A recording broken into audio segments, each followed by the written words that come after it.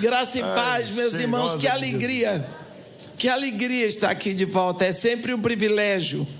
Eu gosto de dizer que ninguém merece, ninguém é digno de ser levantado diante da Assembleia dos Santos para ministrar a palavra de Deus. Principalmente sabendo que nós estamos num culto, isso aqui não é uma conferência, é um culto. E Deus, desde toda a eternidade, Ele criou anjos e arcanjos, querubins e serafins e toda uma pleiade celestial para o adorar. E este Deus que nós estamos adorando agora, Ele está sendo adorado desde toda a eternidade. E nós aqui agora, o pastor vem, conduz o rebanho, nós invadimos um culto que já existe. E aqui diante de Deus nós estamos para cultuar o único Deus que é o objeto da nossa adoração. Portanto, quem é digno de ministrar a palavra de Deus diante de Deus, de toda essa congregação celestial e a congregação dos santos? Meus irmãos, isso não é uma ilusão, isto é realidade. Então, por isso que eu digo, quando me agradecem por ter ido pregar, eu digo não, quem tem que agradecer sou eu. E por isso Deus tem me abençoado de tal maneira que eu não fico sem pregar nenhum dia. Graças a Deus. Mas agora vamos trabalhar. Eu gostaria de convidar a igreja para abrir a Bíblia no livro, na carta de Paulo aos Gálatas, no capítulo 3. Gálatas, capítulo 3, onde está escrito assim a partir do versículo 23. Gálatas 3, 23. Mas antes que viesse a fé, estávamos sob a tutela da lei, e nela encerrados para essa fé que de futuro haveria de revelar-se. De maneira que a lei nos serviu de aio para nos conduzir a Cristo, a fim de que fôssemos justificados por fé. Mas tendo vindo a fé, já não permaneceremos subordinados ao aio. Pois todos vós sois filhos de Deus, mediante a fé em Jesus Cristo. Porque todos quantos fostes batizados em Cristo, de Cristo vos revestistes. Dessarte, não pode haver judeu nem grego, nem escravo nem liberto, nem mulher nem homem, porque todos vós sois um em Cristo Jesus. E se sois de Cristo, também sois descendentes de Abraão e herdeiros segundo a promessa. Amém. Quando Jesus Cristo nos ensina sobre o Espírito Santo, Ele deixa sempre o ministério do Espírito Santo conectado a poder. Ele diz para seus discípulos, quando ele ressuscita, ele apareceu naquela sala onde estavam os discípulos. A última vez que os discípulos tinham visto Jesus foi pendurado na cruz, morto. Agora simplesmente todos fechados ali. Ele aparece. Ele não entrou pela porta nem pela janela. Ele não brotou do chão nem caiu do teto. Ele apareceu e naturalmente ele diz Shalom. Todo mundo ficou assustado. Ele, Shalom, a paz seja convosco. E em seguida ele diz: toda a autoridade me foi dada nos céus. Eu sou Deus e na terra eu sou homem. Porque no Salmo 115, versículo 16, está escrito assim: os céus são os céus do Senhor, mas a terra deu a ele aos filhos dos homens. Quando Jesus ressuscita, ele diz: todo o poder me foi dado nos céus, eu sou Deus, e na terra eu sou homem. Portanto, agora ide, fazei discípulos de todas as nações, mas permanecei na cidade. Agora não. Permanecei na cidade até que do alto sejais revestidos de poder. Como? Recebereis poder quando vier sobre vós o Espírito Santo. Aí, então, sereis meus testemunhos em Jerusalém, em toda a Judéia e Samaria e até os confins da terra. Então, o poder vem com o Espírito Santo. Gente, eu estava contando, são 2033 anos que Jesus veio à terra. No ano 33 ele foi à cruz e desceu o Espírito Santo. Vai fazer 2000 anos que o Espírito Santo está na terra. Vai fazer 2000 anos de igreja na terra. E nós estamos no finalzinho. Cuidado, porque nós somos a geração eleita para essa época, não é? Não se trata de 2000 anos, que Jesus já vai voltar. Eu sei que Jesus vai voltar, eu sei que o arrebatamento é para qualquer momento, mas nós não estamos fazendo contas de data para o arrebatamento, só saber que são 2000 anos de igreja na terra. Eu não sei se nós já chegamos aos confins da terra, mas Jesus Cristo disse que esse seria um sinal. Este evangelho será pregado a todas as nações para testemunho, e então virá o fim. Eu não sei, nós não podemos fazer contas, ainda mais agora com a internet, mas é bom sempre lembrar que nós fazemos parte desta nação santa. Poder. O Espírito Santo traz poder para quê? Primeiro, para testemunhar. Quando o Espírito Santo vem na sua vida, ele vem: recebereis poder, e então sereis meus testemunhos. De que forma a nossa vida tem sido uma testemunha? Primeiro, o poder é para lutar contra o pecado. Porque o pecado, a raiz dele está em nós. Nós temos, meus irmãos, maus desejos, más inclinações. Nós temos desejos que não são de Deus. Nós temos vontade de fazer coisa errada. Então, esse poder, que era impossível antes, agora veio para nós, e nós podemos lutar, porque não estamos sozinhos na luta. Nós podemos lutar, nós temos um Pai a quem clamar, nós temos o Espírito Santo que habita em nós.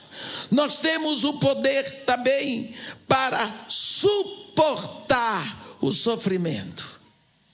Tem quem diga que o sofrimento é do diabo, pode ser de quem for, mas eu sei que o sofrimento é consequência do primeiro pecado. E ele existe para todos, mas o sofrimento é necessário para nós exercermos a nossa fé, para nós fortalecermos os músculos da nossa fé. O apóstolo Tiago diz: meus irmãos, tende por motivo de muita alegria o passar por várias tribulações. Porque a tribulação produz perseverança, e a perseverança lhe leva à maturidade. Quem é que não sofre? Eu quero conhecer uma pessoa aqui nesse mundo que não está sofrendo agora. Porque está tudo bem na sua casa, mas quando você vê que lá o seu vizinho está passando por um problema com o filho dele, você não sofre? Quando você vê o que está acontecendo na Venezuela, você não sofre? O que está acontecendo na Rússia, na Ucrânia, em Israel, na faixa de Gaza, você não sofre? Então você sofre. Não há como você viver aqui sem sofrer. Então o sofrimento nem sempre ele é ligado diretamente a nós como pessoas, mas a nós como filhos de Deus. Nós somos o único povo aqui na terra que é sacerdócio santo. Por quê? Porque nós ministramos diante de Deus nosso Pai. Então o que é que eu faço? Eu vejo que o porteiro do meu prédio perdeu a esposa. Eu chego diante de Deus. Chego diante de Deus intercedendo por este homem que ficou viúvo, pelos seus filhos que ficaram órfãos, pela sua casa que ficou vazia, porque, meus irmãos, uma casa sem a esposa, misericórdia, é muito doído. Então, você sempre será o canal para levar a necessidade diante de Deus, porque você é sacerdote santo. Mas quando nós pensamos nisso tudo, nós vamos ver que quando Jesus Cristo vem, que ele vai à cruz e ele sobe e manda o Espírito Santo, começa um ministério diferente na terra. Começa um povo diferente na terra. Se você olhar, quando a Bíblia fala do que Deus, a proposta de Deus para Israel, quando Deus chamou Abraão para começar uma nova história na terra depois da Torre de Babel, Deus vai começar tudo a partir de Abraão. E vai com esse povo para ser um povo diferente.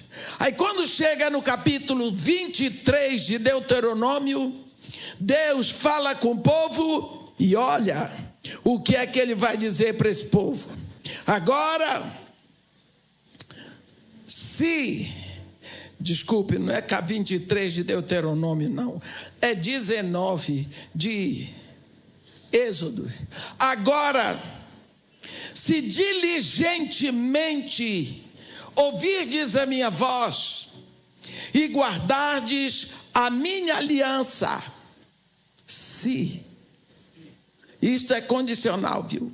Então sereis a minha propriedade peculiar entre todos os povos, porque toda a terra é minha. Vós me sereis reino de sacerdotes e nação santa. Olha a proposta de Deus para Israel. Se vocês ouvirem a minha voz, guardarem a minha aliança, vocês vão ser minha propriedade peculiar entre todos os povos. Vocês vão ser sacerdócio e nação santa. Vocês vão ser reino de sacerdotes e nação santa. Essa é a proposta de Deus. Israel guardou? Não. Se misturou com os povos, adorou outros deuses, pintou e bordou. Até adorou. No tempo do rei Josias, eles tinham dentro do templo objetos para Baal, adoravam todo o exército dos céus lá dentro, tinham de tudo. Eles foram dispersos pela terra, eles foram jogados fora, eles voltaram. Deus tem uma aliança com Abraão. Deus vai levantar Israel, mas eles falharam nessa proposta. Deus diz sim. Aí o que é que Deus faz? Ele vai chamar. Ele não vai desistir de ter um sacerdócio real. Ele não vai desistir de ter uma nação santa na terra. ele agora dá a lei, mas ele tem uma proposta maior, que é a graça. E quando a graça vem, através de Jesus Cristo, a graça abre para um outro povo. O que é que vai acontecer? Os excluídos pela lei serão incluídos pela graça. Nós vemos isso a partir do dia que o Espírito Santo veio para a terra. Primeira coisa, vou dar hoje 2 exemplos. Lembram que pela cultura dos fariseus e da lei, quem nascia com defeito era amaldiçoado, era excluído, não podia entrar no templo. Se fosse cego de nascença, não podia entrar. Se fosse coxo de nascença, não podia entrar. Podia ficar do lado de fora. Ainda era judeu? Era. Descendente de Abraão? Era, mas era maldito. Logo depois que o Espírito Santo vem, Pedro e João vão subir ao templo, capítulo 3 de Atos. Era levada, a Bíblia diz, diariamente um homem coxo de nascença, colocado à porta do templo chamada Formosa, para pedir esmola a quem entrava. Aquele homem, pela história, devia ter por volta de 40 anos. Todos os dias ele era levado ali para a oração da hora nona, 3 horas da tarde. Todo mundo entrava e saía e via o homem. Uns davam esmola, outros não davam. Quantas vezes aqueles sacerdotes entravam, viam um homem ali? Os escribas, todos os fariseus, o povo do Sinédrio, o homem continuava ali maldito do lado de fora. Vem o Espírito Santo. Agora Pedro e João vão subir. Quando chega ali, ele estende a mão, baxixe. Pedro e João disse: olha para nós, ouro e prata não tenho para te dar, mas o que eu tenho, isso eu te dou. Em nome de Jesus Cristo, levanta, anda. Pegou o homem, levantou, o homem deu o salto. O homem deu o salto, resolveu o problema. Pá, dentro do templo entrou, o excluído entrou, a graça o alcançou. Pela lei, impedido, pela graça, ele entrou. A graça vem para alcançar os excluídos pela lei. Pela graça sois salvos, pela fé em Jesus Cristo. Esse homem entrou, o pânico foi tão grande que os discípulos foram afrontados, foram presos por causa desse milagre. Um milagre em pé diante do Sinédrio. E eles não aceitavam. Vamos dar outro exemplo. Como a graça, ela encontra o excluído. Aqui em Gálatas 8, tem uma realidade de um eunuco. A Bíblia diz no capítulo 8, Filipe estava em Samaria com um ministério que, olha, que era uma maravilha. O homem abria a boca, pegava Jesus Cristo. Os espíritos malignos saíam correndo, dando grito. Coxos eram levantados, cegos passaram a ver. O povo conheceu a palavra de Deus, a misericórdia de Deus. A Bíblia diz que havia muita alegria na cidade. Quando, no meio desse ministério, o anjo apareceu para Filipe e disse para ele: dispõe-te e vai no caminho que desce de Jerusalém para Gaza, no lado do sul. Ele se encontra vazio. Filipe foi, chegou lá, esperou, vinha uma carruagem. Dentro dessa carruagem vinha um eunuco. Esse homem, a Bíblia diz que ele era etíope. Ele era não dessa Etiópia de hoje, ele era da Núbia, no sul do Egito, 200 milhas de Jerusalém. Esse homem era um homem piedoso. Ele era um homem louco por Deus, pelo Deus de Israel, mas ele era eunuco. Você quer ver uma coisa? Se você abrir sua Bíblia em Êxodo 23, Deuteronômio 23, está escrito: aquele a quem forem trilhados os testículos ou cortado o membro viril, não entrará na Assembleia do Senhor. Vou ler de novo.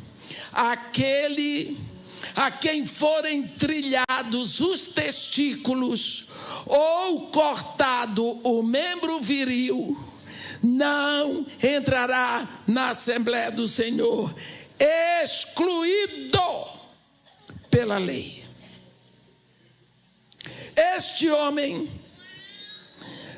pega uma carruagem no sul do Egito e viaja uma semana para chegar a Israel, a Jerusalém, para adorar de longe, porque ele não podia se aproximar. Olha o desejo que este homem tinha por Deus. Agora ele está voltando, com toda a sua piedade, ele está voltando. Ele viu o povo lá dentro, mas ele ficou feliz de ver. Mas ele está voltando sem poder se aproximar pela lei. A graça foi abraçá-lo no caminho de volta, porque o Espírito Santo já está na terra.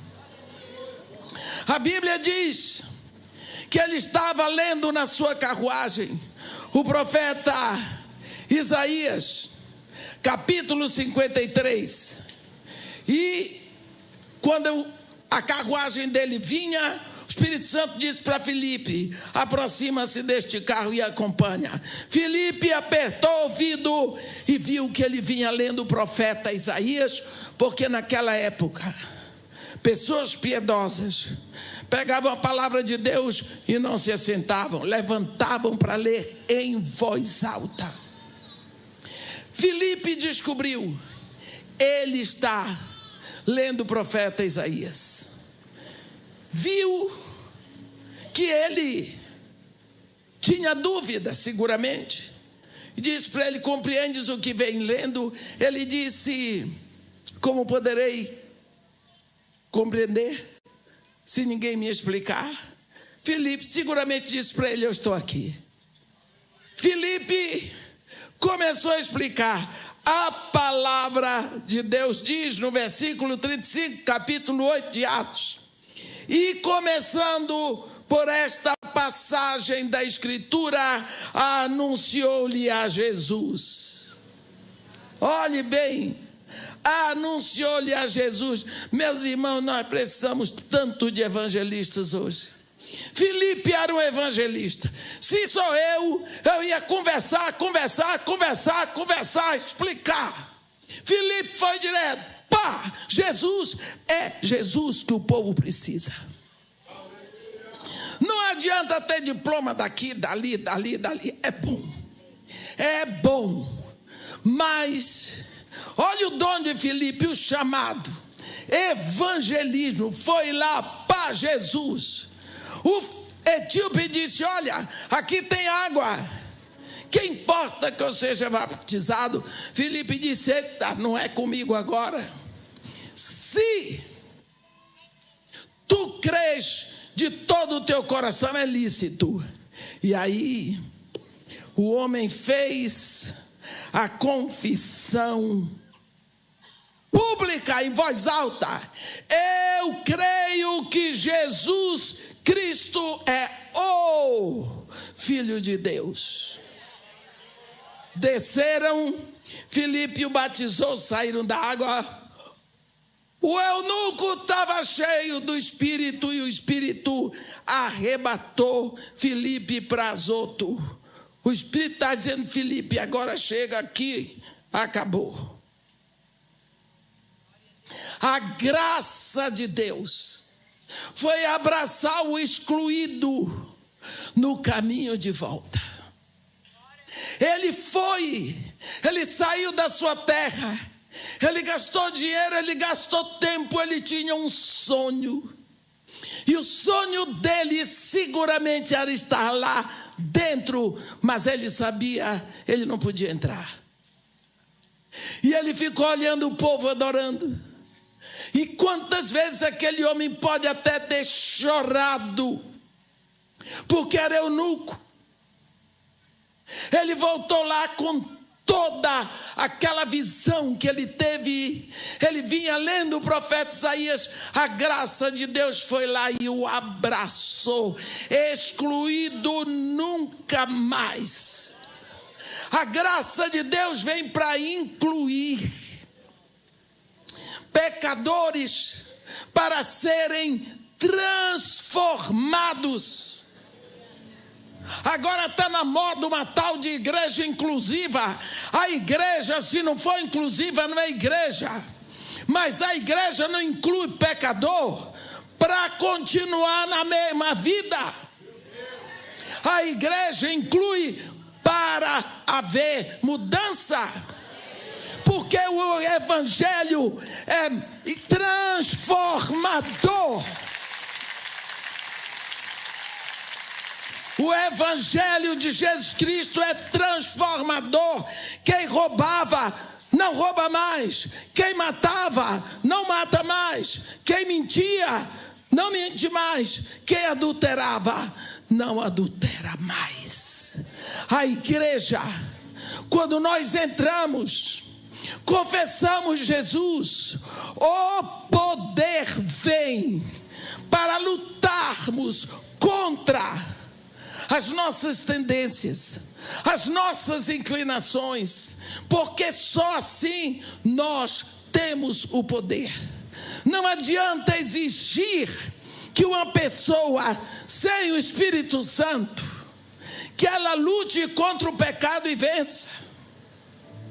Mas com o Espírito Santo é possível, porque o Espírito Santo traz o poder. Nós vemos como a graça vai abraçar aqueles que eram excluídos. Nós vamos ver quando Deus chamou Abraão. Ele diz: Abraão, em ti e na tua descendência benditas serão todas as famílias da terra. Nessa hora Deus incluiu os gentios. Quando Jesus Cristo ressuscitou, ele disse para os discípulos: ide, fazei discípulos de todas as nações, começando em Jerusalém, em toda a Judeia e Samaria até os confins da terra. É lindo o que Jesus Cristo põe Samaria como uma ponte. Aqui está Jerusalém, aqui está Samaria e depois os confins. Por quê? Porque os samaritanos, eles eram um povo misturado, mestiço. Eles eram mestiços de judeus com gentios. Quando Salomão morreu, que o filho dele, Roboão, subiu ao trono, ele não quis seguir o conselho dos anciãos, e por causa disso o reino foi dividido. As tribos que ficaram para o norte formaram o reino de Israel, com a capital aqui em Samaria. Ficaram no sul, formaram o reino de Judá em cima, nas montanhas dos Jebuseus, com a capital em Jerusalém. Os samaritanos, por porque se misturaram com as outras raças, viraram judeu e vira-lata. Vira-lata que eu digo assim como eu. Pai negro, mãe branca, minha mistura é vira-lata. Então eles viraram mestiços. Mas tem uma coisa: os judeus não gostavam dos samaritanos. Eles se sentiam superiores porque eles eram raça pura. Os judeus eram mestiços, os samaritanos eram mestiços. Os samaritanos tinham seu próprio templo e seu próprio sacerdócio. Lembra que a mulher samaritana diz para Jesus: Senhor, nossos pais adoram nesse monte, é o Monte Gerizim, mas vocês, os judeus, dizem que é em Jerusalém que se deve adorar. Onde é o lugar da adoração? E Jesus olhou bem para ela. Eu gosto dessa conversa de Jesus com aquela mulher. Ele olhou bem para ela. Mulher, não é onde adorar, é como. É como adorar. Não é no monte nem em Jerusalém, é em espírito e em verdade. Porque, aí ele diz no versículo 24, já chegou a hora em que os verdadeiros adoradores adorarão meu Pai em espírito e em verdade. Bem, agora, quando vem o Espírito Santo, nós estamos falando desse poder. O poder veio, foi aquela explosão em Jerusalém. Primeiro dia, 3.000 convertidos. Na cura do coxo vieram mais 2.000, já são 5.000. Isso assim rapidinho. E a igreja foi só aumentando, e o povo estava lá, em Jerusalém. Até que veio o apedrejamento de Estevão. Aí começou aquela perseguição conduzida por Paulo de Tarso. E a Bíblia diz que todos, com exceção dos apóstolos, deixaram Jerusalém. O que foi que aconteceu por isso? O evangelho então vai sair de Jerusalém. Porque se você observar, não sei se você tem conhecimento de plantio, eu também não tenho, mas eu sei que você pega a mão assim, cheia de semente, de goiaba, digamos, faz assim, você semeou a semente, né? Você semeou, nem todas elas vão virar uma goiabeira, mas pelo menos 90% vai. O que foi que o Espírito Santo fez? Pegou os cristãos e semeou para o mundo. Foi a semeadura do Espírito. Aonde os cristãos iam, eles ali só tinham uma conversa, só tinham um assunto, era Jesus. Eles não tinham a Bíblia. A Bíblia deles era o Antigo Testamento, mas eles aprenderam com os apóstolos. E aí foi surgindo igreja na Samaria, igreja em Antioquia, e foi surgindo a semeadura em Samaria. Foi preciso que Pedro e João viessem para batizar os irmãos, porque o número de convertidos era muito grande. Então Samaria passa a ser o segundo lugar depois de Jerusalém. Jesus Cristo tinha dito: Jerusalém, toda a Judéia, Samaria e até os confins da terra. O evangelho, que era só para judeus, porque todos os que estavam no dia de Pentecostes eram judeus de alguma forma, pela descendência, porque tinham nascido em Israel, ou mesmo porque eram prosélitos. Prosélitos são aqueles que não são judeus, mas se convertem à religião hebraica.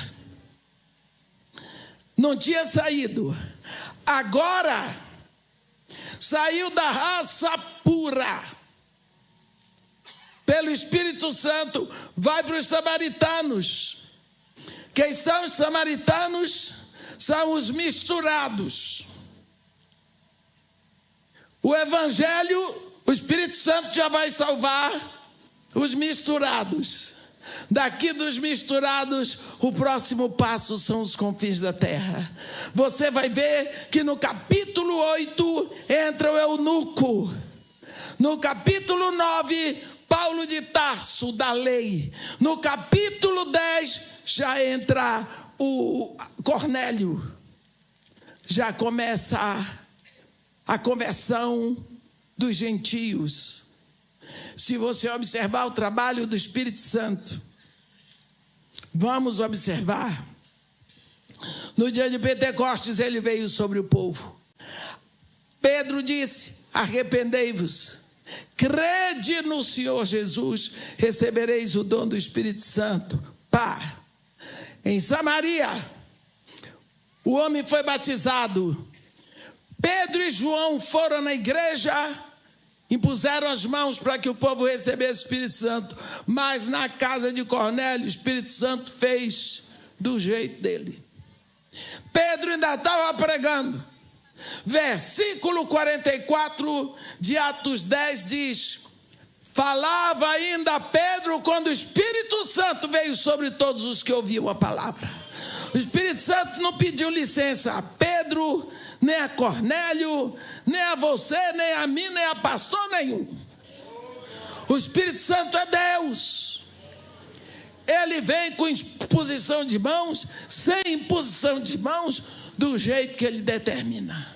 A partir do momento que o Evangelho chega para os gentios, todos os excluídos virão para Jesus, abraçados pela graça, mediante a fé em seu Filho. Vimos que todos aqueles que pela lei estavam excluídos, agora eles são incluídos e abraçados pela graça de Deus. A lei valeu e vale eternamente, para nos dar consciência de que sem a graça não podemos nada. Não significa que a lei está errada, significa que não é por força, nem por poder humano, mas é pelo meu Espírito, como está escrito. Então, meus irmãos, quando nós pensamos o que é graça, o que é a graça para nós, não é? Você vê Deus vindo sempre anunciando, desde o momento em que Adão pecou, Deus mata animais, derrama sangue para vestir Adão e Eva, porque Deus estava pensando num sangue lá na frente, que ia cobrir, tirar, possibilitar a salvação de todos os pecadores. E quando nós pensamos nisso, nós vemos que esse povo, salvo pela graça de Deus, nós, pecadores, salvos pela graça de Deus, nós fomos incluídos como filhos de Deus, pelo amor de Deus que nos deu o seu Filho. Só por isso, não é nada de nós. Nada de nós. Quando Adão pecou, Adão se escondeu, Deus veio atrás. Deus o traído, Deus que foi desobedecido, Deus que foi chutado, Ele veio atrás, Ele veio buscar. O homem recebeu a consequência do seu ato, mas não foi expulso do jardim sem uma promessa, sem uma esperança, sem uma direção para olhar. Deus veio atrás. E Deus veio fazendo tudo até o dia que chegou a consequência máxima do pecado. Quando Deus permitiu que o seu filho fosse rasgado na cruz, Ele estava querendo que nós olhássemos para a cruz, vendo a exposição da declaração de amor que Ele tem por nós. Nós vimos ainda agora a alegria de família apresentando o filho. Deus põe o seu único filho na maldição para nos ter todos de volta, para inverter o que o pecado fez conosco. E hoje, qual é a resposta que nós estamos dando a tudo isso? Uma vez que pela graça de Deus fomos incluídos como filhos. Não existe sofrimento que se compare à maior declaração de amor. Está sofrendo? Lembre que você é filho de Deus. E se você ainda não é, crie vergonha diante de tanta graça, diante de tanta exposição, diante de tudo o que Deus tem feito. Ainda não dá para se render. Quando alguém pecava em Israel, olhava, está aqui um homem, ele olhava, via uma moça passando, a moça com o marido, ele ficava desejando aquela mulher. Agora, ai, eu desejei a mulher do próximo, eu vou morrer. Ele comprava um cordeiro, trazia para o sacerdote, para aquele cordeiro morrer no lugar dele. O sacerdote examinava todo o cordeiro para ver se tinha algum defeito. Se o cordeiro não tivesse defeito, ele estava respondendo a todos os requisitos que Deus exigiu. Aí o sacerdote botava o cordeiro em cima do altar de holocausto, amarrava nas 4 patas. O sujeito pecador vinha lá, botava uma mão sobre o cordeiro, se fazendo um com o cordeiro. O sacerdote sacrificava. E depois que queimava as partes que tinham que ser queimadas, virou cinza, o pecador saía de lá. Agora pronto, já morreu um cordeiro no meu lugar, estou livre do pecado. Saía de lá, olhava outra mulher, ai, pequei de novo. Não ia haver cordeiro suficiente para descobrir tanto pecado. Você observou o seguinte: o sacerdote não ia examinar o pecador, ele examinava o cordeiro. Ele não examinava o pecador. Assim você, quando chegar diante do trono branco, pecador, safadinho do jeito que você é, você chega lá, pecador, a única coisa certa que você fez aqui foi se render a Jesus Cristo.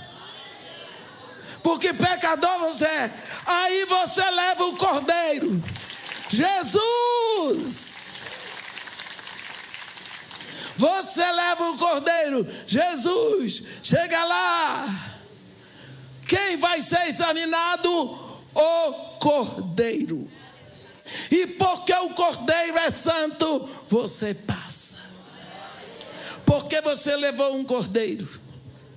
Porque você se rendeu a Jesus Cristo.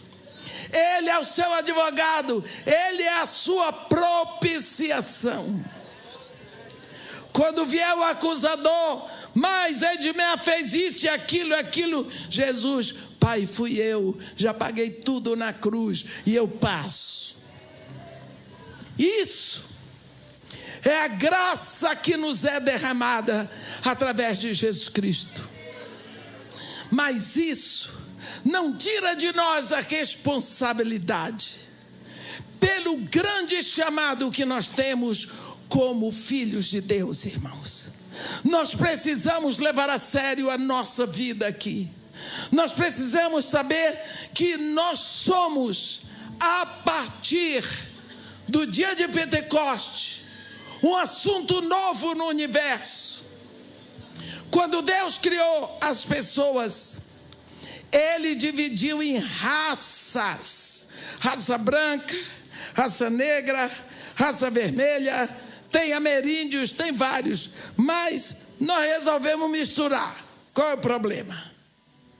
Não é pecado? A partir do momento em que vem o Espírito Santo, é criada uma nova raça na terra. É chamada a raça eleita. Eleita quer dizer separado de todos. Por quê?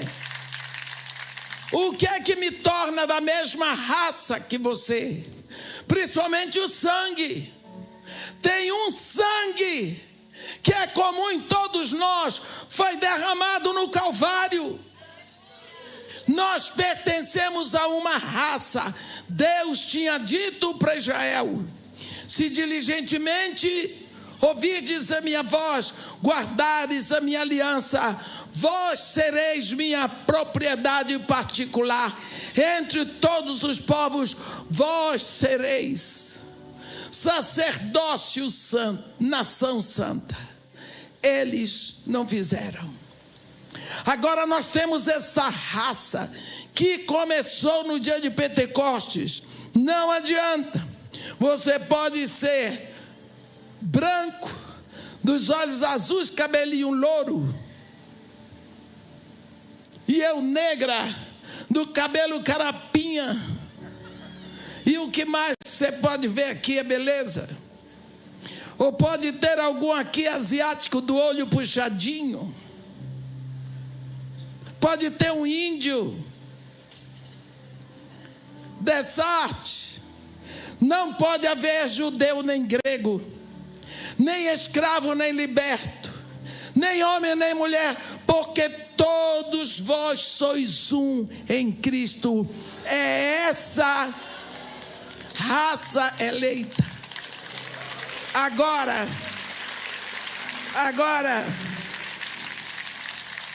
o que faz uma nação é um povo com a mesma cultura, a mesma língua, a mesma cidadania. Nós somos a nação santa que começou há 2000 anos atrás, vai fazer 2033. No dia que vem o Espírito de Deus aqui, Ele vai formar uma nação diferente das outras, porque é uma nação santa. O que determina uma nação? Pontos extremos.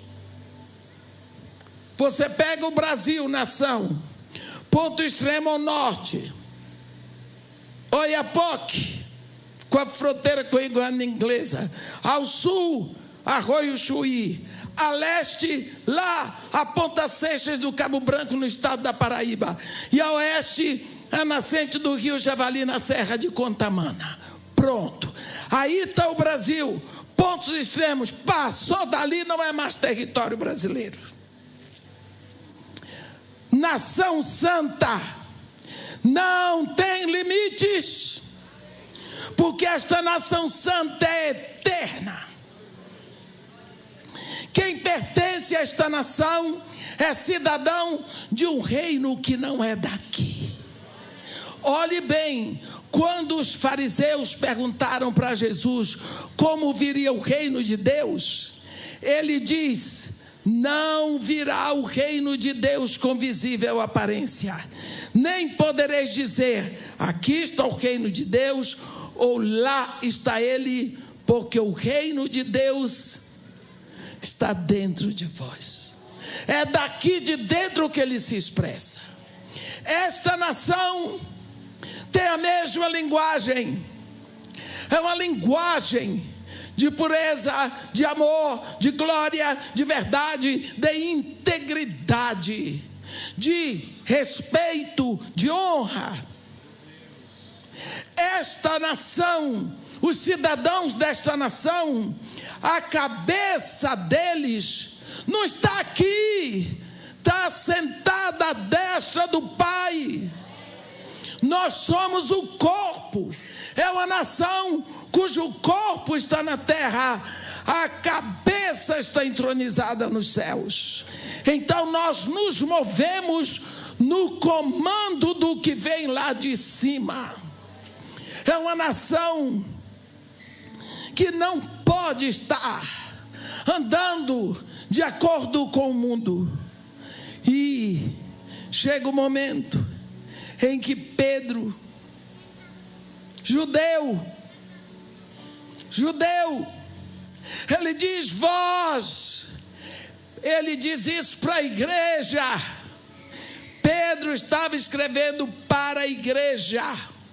Ele diz: vós sois raça eleita, sacerdócio real, nação santa, povo de propriedade exclusiva de Deus, a fim de quê? A fim de proclamardes as virtudes daquele que vos chamou das trevas para a sua maravilhosa luz.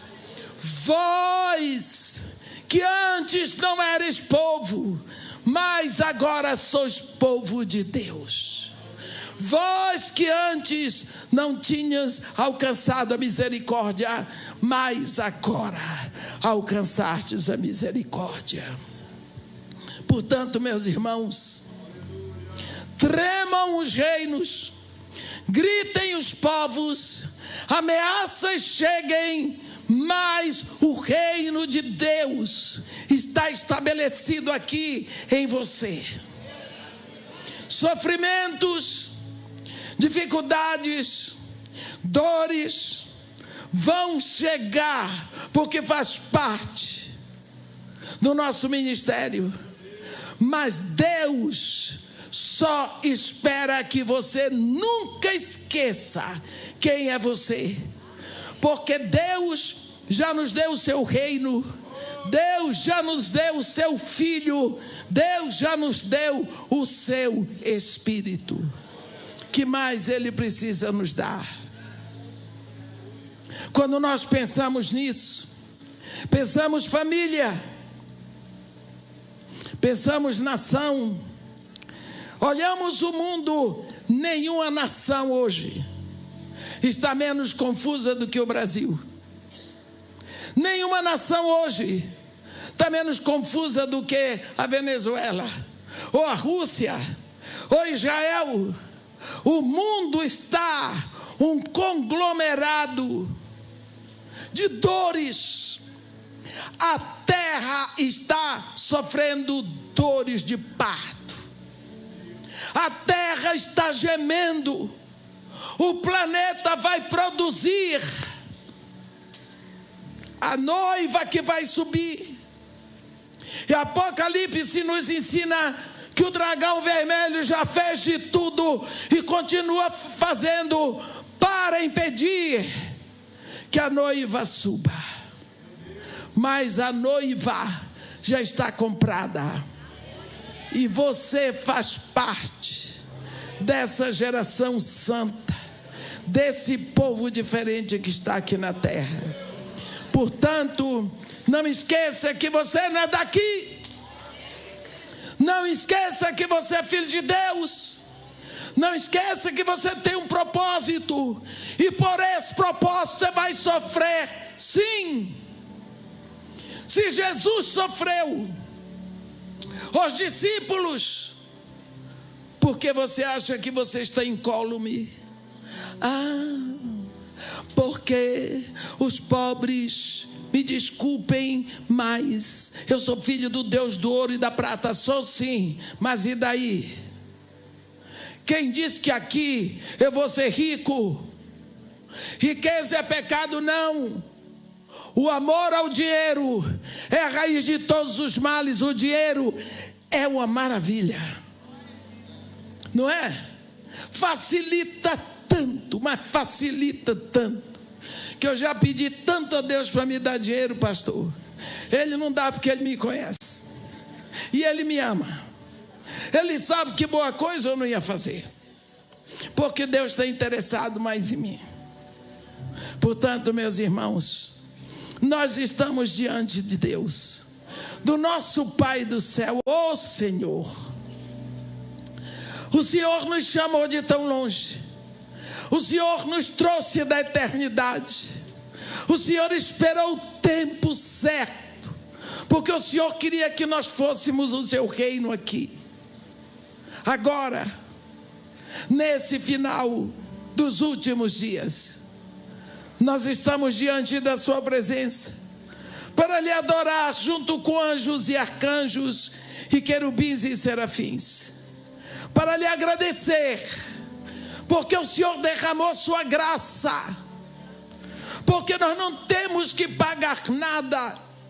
Nós que éramos os excluídos, nós que não poderíamos entrar, o Senhor entregou seu Filho, escancarou o reino e nos chamou como filhos.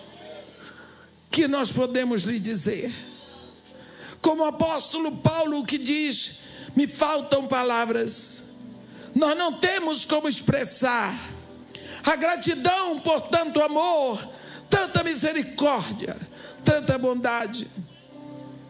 Aceita, Senhor, o desejo que nós temos de te alegrar. Estende a tua mão sobre a nossa casa, sobre os nossos filhos, onde quer que eles estejam. Toma-os todos nos teus braços eternos. Abençoa e guarda, Senhor, aqueles que estão enfermos. Que a tua presença possa ser tão presente e tão forte, que eles venham a chorar de alegria no meio da dor. Estejam eles onde estiverem. Que o dinheiro não venha como a coisa mais importante na nossa vida, mas que o Senhor abra as portas para que através do dinheiro as nossas necessidades sejam supridas. Ó Pai querido, em nome de Jesus, nós estamos aqui diante do teu trono. Querubins, serafins, anjos, arcanjos, toda uma pleiade celestial, seres tantos que o Senhor criou, anciãos, e nós estamos para lhe pedir por essa igreja, para pedir pelos nossos líderes, pelos pastores, Senhor. Livra-os, Senhor, de cair no engodo do pecado. Livra os seus pés de alguma armadilha preparada. Abençoa e guarda o nosso retorno para casa. Mantenha o nosso coração firme na tua presença.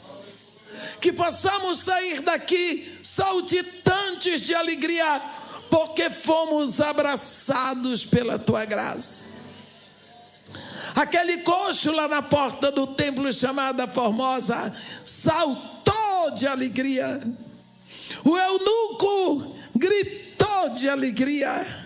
Nós saltamos de júbilo por sermos chamados teus filhos. Louvado, glorificado sejas, Deus único, digno de todo louvor, em nome de Jesus. Amém.